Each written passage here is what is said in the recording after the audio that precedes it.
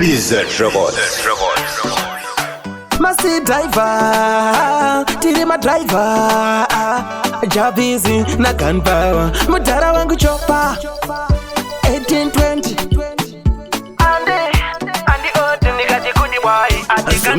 Rikati pesa pando shika, vanu vese varku vomanda vapengesa nengom. Geto yuti pando shika, vanu vese varku vomanda vapengesa nengom. Geto resera na penda, vanu vese varku vomanda vatwanyiza nengom. Pese pando shika, sandu zangu varku ndipa varku nditindi chimko.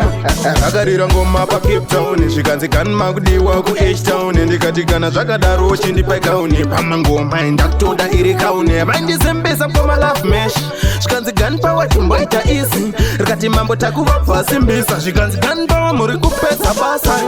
Pese pandoshika, vanhu vese vari kuvhoma ndavapengesa nengoma. Geto yuti pandoshika, vanhu vese vari kuvhoma ndavapengesa nengoma. Geto rese randapinda, vanhu vese vari kuvhoma ndavatwanyisa nengoma. Pese pandoshika, zandu dzangu vari kundipa vari kunditi ndichimukoma.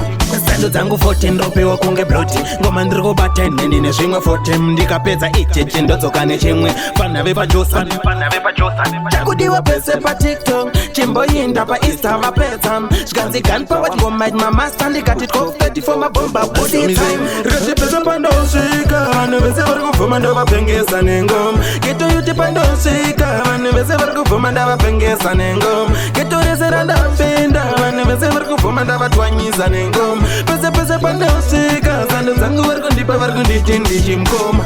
Rakarira ngoma pa Cape Town, zvikanzi kanma kudiwa ku H-Town. Ndikatigana zvakadaro chindipa kauni, pama ngoma ndakutoda iri kauni. Vandisembesa poma love mesh, zvikanzi gunpower chimboita easy. Rikati mambo takuvabva simbisa, zvikanzi gunpower muri kupedza basa.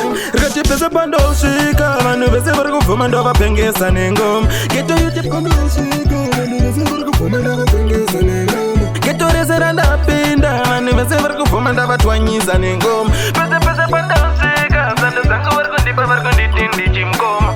Zandu dzangu 14 ropiwa kunge bloti, ngoma ndiri kubata ndine zvimwe 40. Ndikapedza icheche ndodzoka nechimwe, panhave pajosa BZ Records.